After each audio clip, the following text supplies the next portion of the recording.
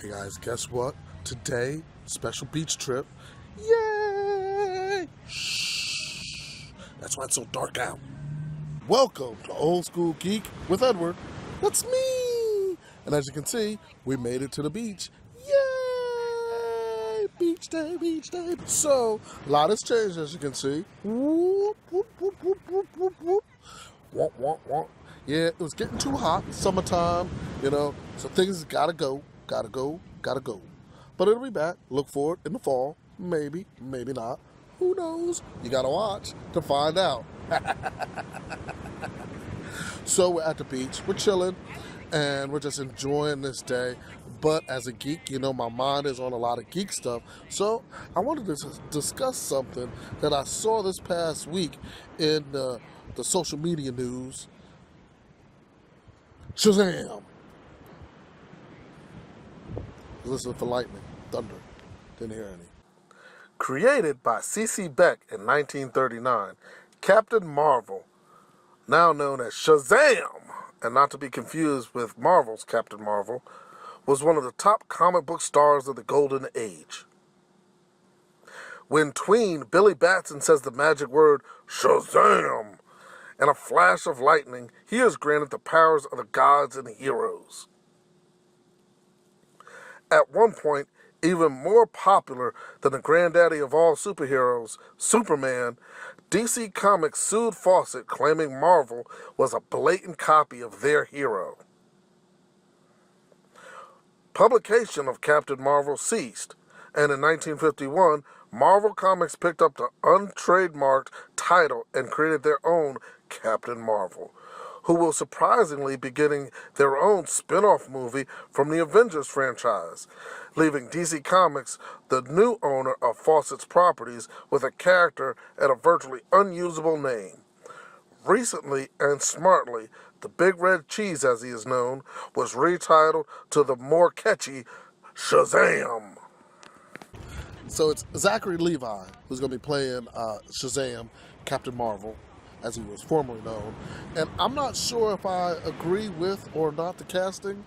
I don't know if he's physical enough. The suit looks a bit cartoonish, but that might be good because that might be how whoever's going to be playing Billy Batson views superheroes. Probably a bit cartoonish, so that probably isn't fit. I got a photo that was recently released. Man, why am I stumbling over my words today? I guess it's the beach. Recently released, and it looks okay. I'm sure on film it'll have a better look to it, but we're just gonna have to wait and see if we see a trailer soon or any other sneak peek pics. I'm not sure the direction of the film yet. I was hoping it would borrow a bit from Harry Potter, a boy who discovers a magical world, and in using the magic he discovers his inner hero. Maybe they will, maybe they won't borrow some of that. To me, it kind of lines up Harry Potter, Billy Batson, Ron and Hermione, Mary Marvel, and Captain Marvel Jr. They kind of all line up really well, in my opinion. Let me know what you think in the comments about that. Captain Marvel, Shazam equals Harry Potter. Let me know. So I guess the real big question is, will The Rock make an appearance in the Shazam movie? We know he's supposedly getting his own spin-off with Black Adam, but will he make an appearance in Shazam? Personally, I think having The Rock show up would probably undermine Zachary Levi and his Shazam. I mean, I just can't see the two comparing, especially if they go with a real solid anti-hero vibe for Black Adam and The Rock. I just can't see the two working together and finding a vibe with a very kid-friendly Shazam and a very hardened Rock with Black Adam. I don't know. I don't know if it works. I guess the bigger question is, just how will Shazam fit into the DCEU? Will they fit in with what's already been established by Batman vs. Superman, Suicide Squad, and the Justice League movie? Is there a place for Shazam in that world? Or will this be an alternate universe version of Shazam? I don't know. We're just really in the dark with what Warner and DC are doing with this property and all their properties per se. Uh, if we're going to get standalone pictures, is this the start of that? I don't know. What do you think? So we made it home from the beach, as you can see. Wonderful time. Absolutely love Kitty Hawk, North Carolina. Big ups, Kitty Hawk, North Carolina. So let's just go ahead and round up everything that we talked about today. Shazam, Harry Potter. Let's see. Both Shazam and Harry Potter deal with orphans, lost their parents, tragic circumstances, which leads to lightning being a large part of their backstory and history and motif, let's say. Also, they discover a world of magic that they didn't know before existed. And in learning that, are granted their own magical powers. There's a wizard who guides them.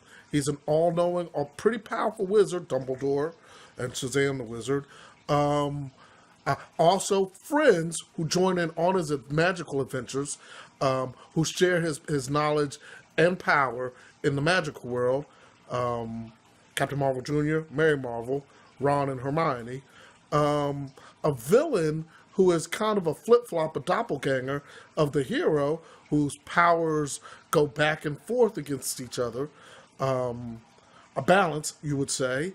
Talking animals. Tawny the Tiger, who talks, and the magical animals that talk in Harry Potter itself. So, to me, it makes perfect sense that DC would at least look at Harry Potter, look and see the similarities, and maybe not exactly copy, but emulate such a successful recipe that they use for their franchise. Thank you for watching this latest episode of Old School Geek with Edward. It's me. Hit the like button, subscribe, and make sure you share with your friends who might be interested. Even if they're not, share it with them anyway. Who cares? No. I do. But go on and like it, subscribe, help us out. Let's keep this rolling and continue to have fun. On the next time, later.